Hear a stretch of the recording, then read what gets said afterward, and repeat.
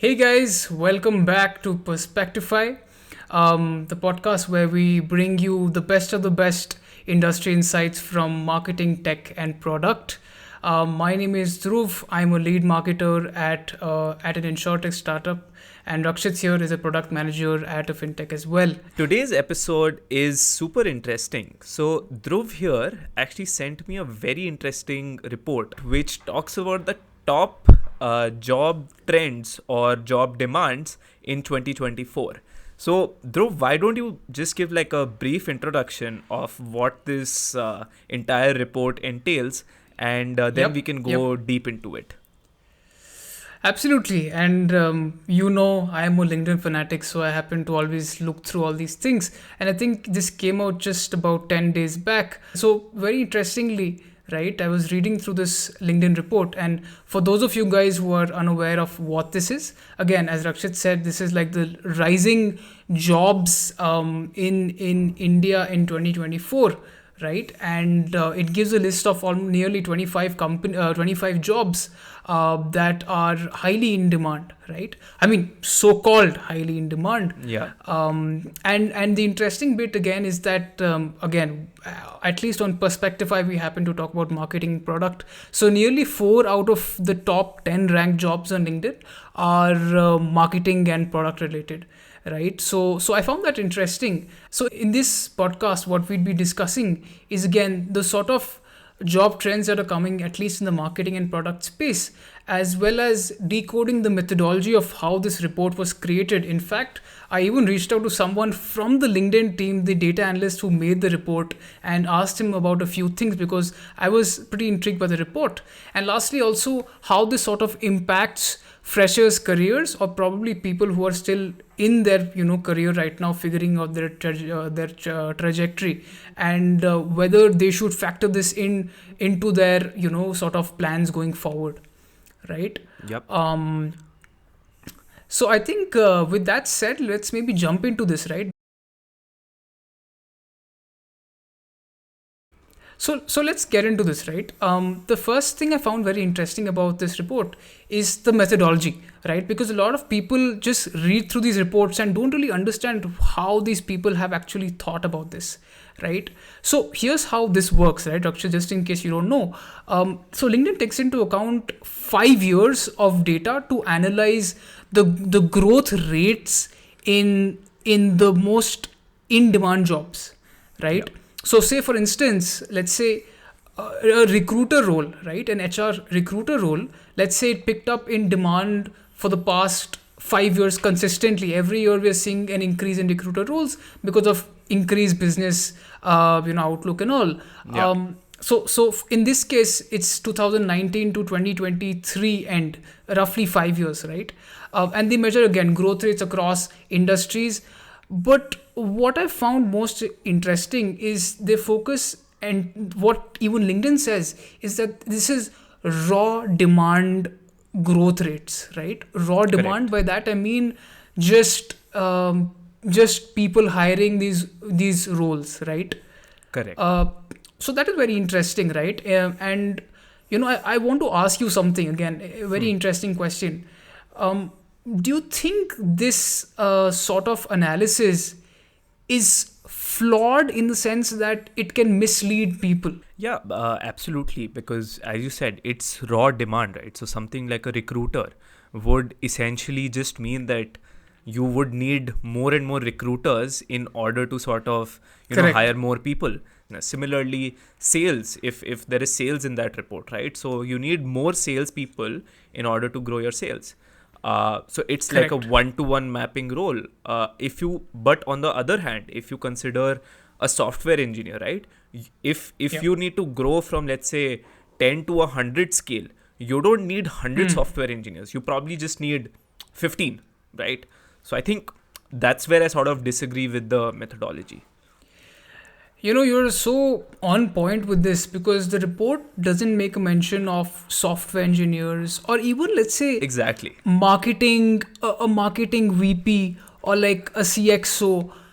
And it's just, again, if you just think about this, right, it's like an obvious thing. It's based on raw demand, right? Exactly. So it just includes growth rates of the most in-demand jobs. But Yeah. the interesting thing is that LinkedIn says that, oh, this is an indicator of how industry trends are moving and how you could probably shape your own career, which I completely disagree with. Right now, here's the interesting. I reached out to the person who actually built out this whole report on LinkedIn, Interesting. and luckily enough, they replied to me within the same day, and I asked them one simple question: does this report take into account salaries? Like, does this report tell you whether these jobs are also the highest paying, or probably would become the highest paying at some point, right? And he said flat out no, right? This does not account for salaries. And that's very interesting, because in a way I feel like this instantly changes the whole dynamic of the report, because then it becomes like this is just applicable for people who are probably deciding where they want to go in their careers at the very initial stages, but it might not be useful for anybody else apart from that. Yeah. But let's get into this report, right? Regardless, because it's super funny and interesting. Okay, so this even though you didn't guess this, the second most in demand job according to this report in 2024 is influencer specialists. Okay, Okay. and okay, influencer Interesting, specialist. Okay, interesting it's industry in interesting. 2021, I Very guess. interesting. Very interesting industry. In fact, if I have to ask you, what do you feel like? How has the whole influencer movement evolved? Do you feel like it's gone down, or it's still working, or it's increasing? What are your thoughts? So, I'm super bullish on the whole not influencer, but content creation part of things, right? I believe that every person today should create some kind of content. Although, what the way it was previously monetized versus what I think it would be monetized in the future is something that is questionable, right? Because if you look at Hmm. 2021, 22, as we have spoken about multiple times in this podcast, there was a zero interest rate phenomena, right? Where Yes. companies had a lot of money to essentially just put into growth, because that's what VCs and that's what all these people were sort of measuring, right? And one of the fastest way to essentially grow your brand was through an influencer marketing. So that's where Correct. all your finfluencers sort of grew, right? But I don't think that's the future anymore, because I think brands have sort of realized that the only way to sustainably build their company is by doing organic slash a little bit of paid on the side, rather than distributing it via another person, right? So I think more and more creators would be created in the future, Hmm. but the way they would be monetizing is not through brands, but through their community, right? That's where I'm at, and that's exactly the reason why I think the influencer marketing job sort of rose significantly in like between 2020 True. to say 2022 2021 22. I think ek do saal would be like pretty much it would have True. peaked, and you would need multiple influencer marketing people because they would have contacts and all of those things. I don't think it's a viable job to be done anymore, but I may be wrong. What do you So think? that's interesting, right? And I feel like from an external perspective, you have succinctly put it, like you have sort of put it together pretty well. There are some flaws. So here's my sort of take on it, right? Uh, Now, as I said, as even as you said, that this role, so influencer marketing as a field is something that did take a hit over the last year or so. In fact, I was speaking to one of the leading influencer marketing organizations, POCs, and even he happened to say that, influencer marketing sort of went down for a year, right? 2021 and 2 were the years in which crypto and all these things were taking off, and Correct. obviously people were sort of spending hell lot of tons on influencers, right? Correct. So I think over the last year or so it's kind of died down a bit, not entirely, because a lot of Yeah. businesses are still spending on it, right? But the interesting thing here I feel is that LinkedIn has taken these growth rates over the span of 4-5 years, right? And this boom came over Yeah, it 21-22, would be a so jump. it's still probably in the list, although the space hasn't grown that much. But Yeah. just a counterpoint to what you said, right? You know how influencer marketing works is that it's like a Pareto principle. I think, is that the correct? Yeah, yeah. So you know Pareto how principle. 20% of the Yeah, activities account for 80% of the results. So correct. in influencer marketing, what often happens is that 80% of your money goes to crash, like goes to crap, like it literally probably goes into nothing. But there are these 20% of activities. Let's say a YouTube video you sponsored went into a million views, Hmm. right? And automatically your whole cost per lead comes Got down, it. and the averaging of everything gives you a decent ROI. So essentially what I'm saying is that, look, brands are finding lesser and lesser avenues, and they have more money to spend, so they will always go to performance and they'll go to influencers, right? They have to do it if you want to scale.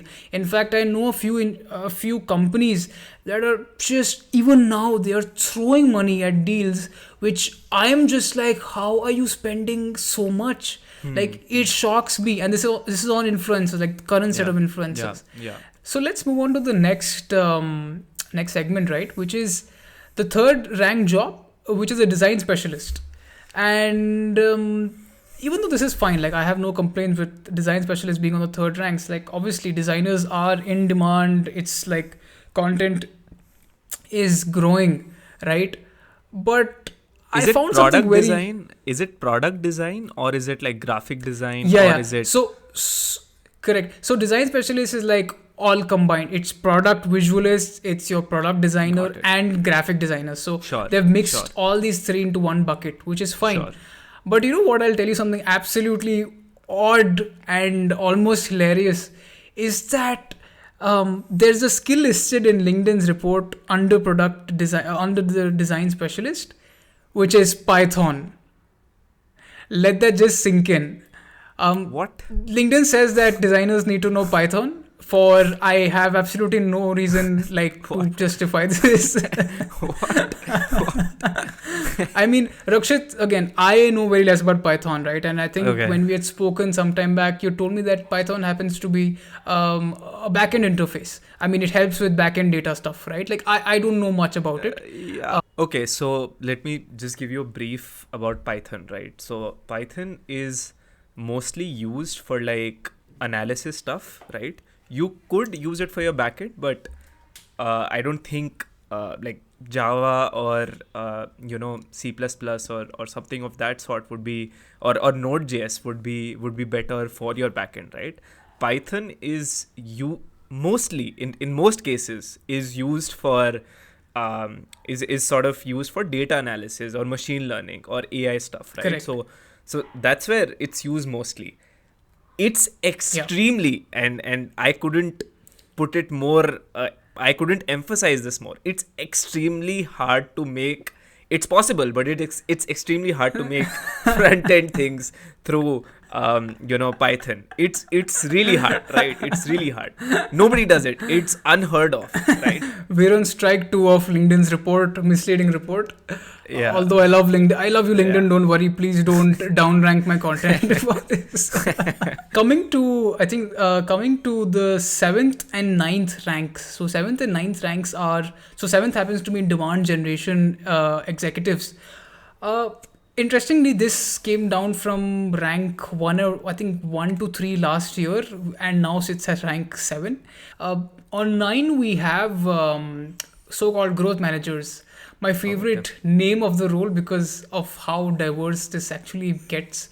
Growth can go into marketing, it can go into product, it can go into sales also to some extent. Hmm. But the interesting thing here again is that this particular sort of concept includes growth specialists. Again, would be a mixture of sort of demand generation folks and product managers also, right? And again, do you What? think there's any specific set of, yeah? Growth managers and product managers are in the same category. Okay, that's Apparently LinkedIn thinks that's so we have strike number three. what? Okay. um I mean, you but do anyways, have like growth product managers, but I mean, I okay, feel okay. like growth managers should have fallen into the demand generation category, but for some reason they fall into a separate growth management category, and product managers also thrown into that. But anyways, I think last point, just to sort of culminate this to some extent, what do you think are the most important sets of skills, the product managers are sort of developing at the current point in time? Um, I think uh, unlike as I've stated sort of previously as well, right? So I feel that it's extremely important for product managers to sort of realize the fact that all these fads are just fads, right? So and Hmm. so I think looking at it from a fundamental from a first principles perspective, as I've said before, right? Talk to your users, understand what to build in order to create impact, help both Hmm. users, but don't sort of not consider your business. So you need to look at both your users as well as business and figure out a way to sort of match these both. And it's a lot of stakeholder Correct. management, right? So if you do these 3-4 things right, Of course. and if you know how to look at data, I don't think there are any fads for 2024. And I feel like in case few of you guys are listening to this podcast, you can go and check out the link in the description. We've already done a podcast on WTF does a product manager do Yeah. on a day-to-day basis, and I think Rakshit has decoded a lot down there. So maybe make sure you check that out, right? And I think on a closing note, in case some of you guys are wondering, like, what's my sort of takeaway from today's episode. I think number one, we've already recorded like 3 strikes from LinkedIn, so technically they are out. But in terms of, I think just one thing that I'm very clear about is that when you're reading these reports, you need to make sure that you understand the methodology, because Yeah. if someone is saying that, what, decide your career trajectory based on X and Y, you should definitely go and figure out like what research have they done and what data analysis they've looked at. Because if we're essentially saying that this is the raw growth in demand of these jobs, it doesn't necessarily correlate with having a high status job or having a high paying job at a later stage, Yeah. right? This Yeah. might be useful for someone who's graduating college and looking to get into any job, right? Just maybe start their career somewhere, right? Hmm. So in that way, yeah, influencer specialist, design specialist, all these things might work, Hmm. right? But at the end of the day, you need to have some clarity that what, this is just raw growth in terms of demand. This is just what companies are wanting to pick up. And a very interesting thing that I would like to say is that when you see that there's, how stock markets work, right? Like when everybody is saying that buy, you should probably sell. I mean, Yeah. with that mentality, if everybody's going after like one role, what will end up happening is too much demand is created for that, and then Correct. ultimately the sort of value of the role goes down Yeah. over time, right? Yeah. And I think that's the most important takeaway from this episode, at least for me. Anything from you, Rakshit? Yeah, I think for anyone who's sort of who's a fresher and who's looking to get into marketing, product, tech, right? So I think it's extremely important for you to go work and get your skills right first. And the best way to do that, and Dhruv and I both have sort of experience, is to essentially go and work for a smaller startup or for a smaller company rather than going for the big, you go for the big sort of companies in the initial 2-3 years of your career, and that's where you'll learn most of your skills, and then you'll figure out where you want to go next, right? Absolutely, I completely agree with that. Cool. I think with that, that's a wrap on on today's episode. I felt like that was a breeze because it seemed pretty interesting and pretty funny also in some Yeah. ways. And yeah, I think please make sure that you follow us, and hopefully you've already subscribed to the podcast. Like this episode, comment your thoughts, what you feel about this report, if you agree with it, if you disagree with it, and make sure you share it with just one friend, guys. Help us grow a bit, please. We're putting out so much effort, and we finally got mics on the show. So that's definitely some progress coming in. This is me, Rakshit, And me, Dhruv, signing off. signing off. See you in the next one. Goodbye.